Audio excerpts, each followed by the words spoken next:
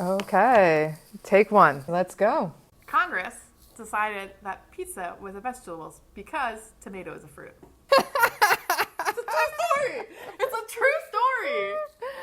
All right, take two. I'm Dr. Stephanie Rolin. And I'm Dr. Alicia Rolin. And if your week has been anything like ours, well, it's been a long week. And you might have a lot of questions. Robert F. Kennedy cares more about human beings and health and the environment than anybody. And I'm going to let him go wild on health. I'm going to let him go wild on the food. I'm going to let him go wild on medicines. The only thing I don't Alzheimer's coming from the same cause that's causing the diabetes, which is food. It's poison food. There's no vaccine that is, safe and effective.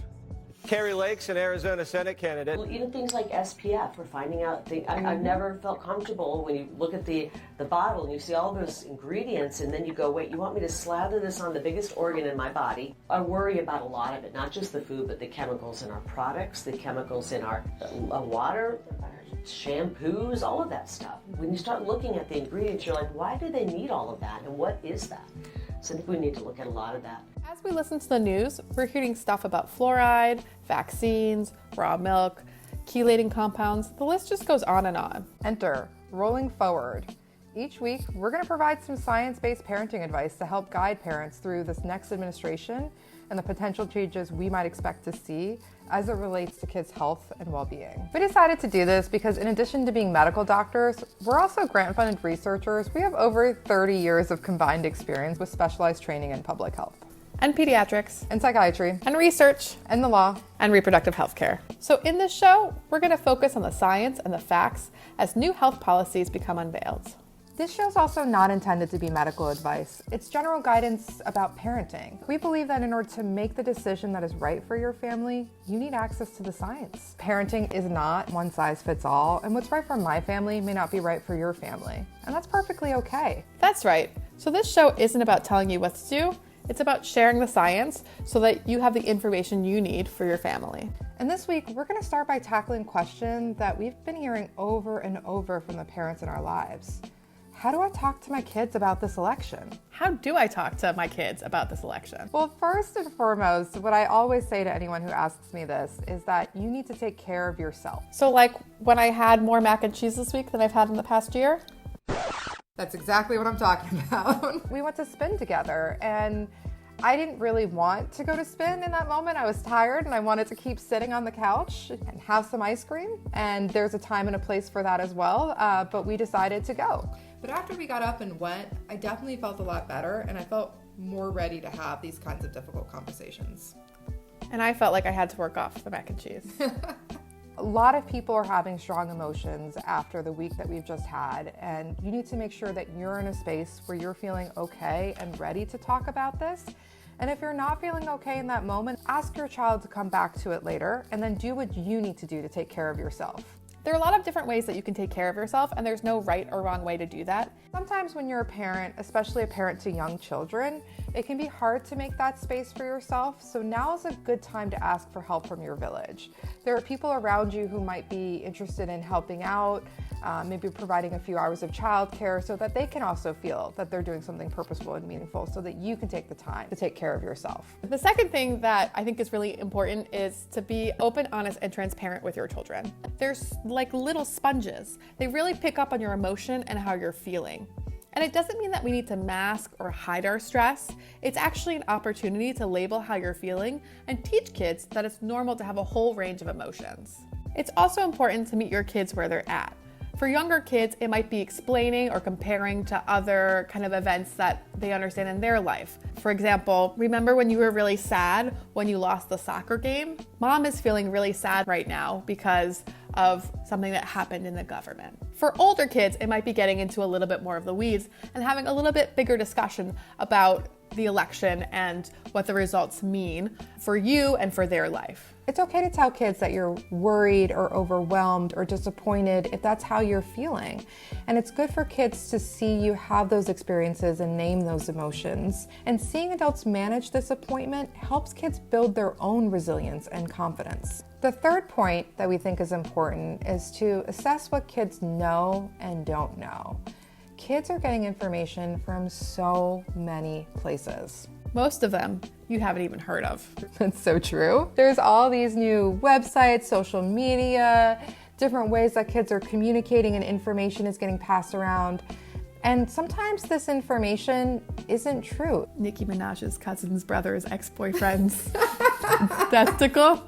Anyone? Anyone? And information just gets passed around kids, so it's really good to assess what your kids know, what they don't know, and where they're getting this information from. We see a lot of misinformation online and a lot of factual information that is presented in a skewed perspective or presented in a way that doesn't have the full details or the full facts. And it can be hard to interpret those.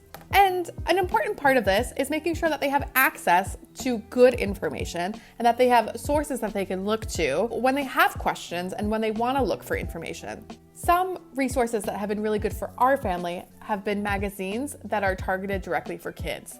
Things like Times for Kids or The Week Junior. These are magazines that are designed with kids in mind to help them explore and learn more about the news. These magazines do such a great job of discussing complicated topics, and it's not limited just to politics. It includes things about health and science and sports. There's a range of news in there, and that way your kids will have a source of information that they can turn to and learn about the world from. But there are also a lot of other free resources online. Just make sure that your children have access to reliable information that states the facts. So when starting a conversation with your kid, ask them what they've heard about the election, ask them what they're worried about, and ask them where they're getting this information. So in addition to making sure you're taking care of yourself, being honest with your kids, assessing what your kids know and don't know, our fourth is keeping consistent routines. It is so tempting during times when we're feeling overwhelmed or stressed to let kids stay up late, let them play a little bit more video games, have the extra dessert. And although in the moment that may be the easier thing to do, the reality is that routines really help kids stay focused and stable. Without the usual boundaries, the world can seem like a really scary place.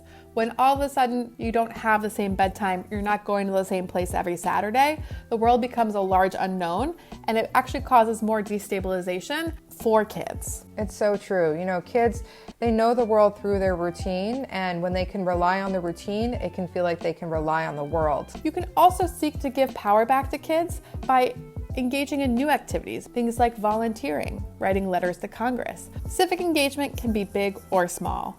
It can be campaigning door to door for a local candidate, but it can also be choosing out 3 outfits that don't fit anymore and finding a new home for them. Helping a neighbor, writing a letter to a Congress member, it's something that can give kids power back. Civic engagement is a way to rewrite the narrative, and so children can understand that they're disappointed or they're frustrated, but they can work to improve the future, work to kind of change the things that they were disappointed with. So that's our guide on how to talk to kids about the election. Make sure you're taking care of yourself. Make sure that you're honest with kids, assessing what kids know and don't know, keeping your consistent routines, and then seeking to give them power through some type of civic engagement.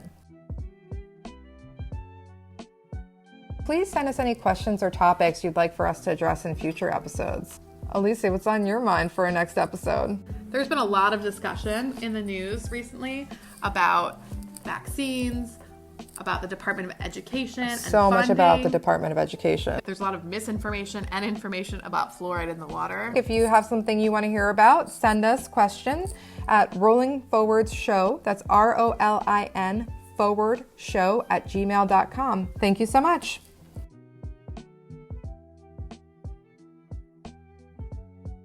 I'm recording now. What would you like me to do? Oh my God, you have the cutest photos of us. I know, that's why I'm sending them to us. Thank you.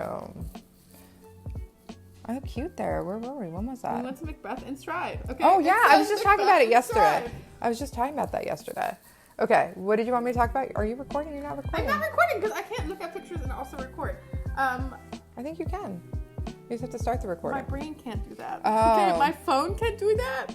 My brain. We look so good.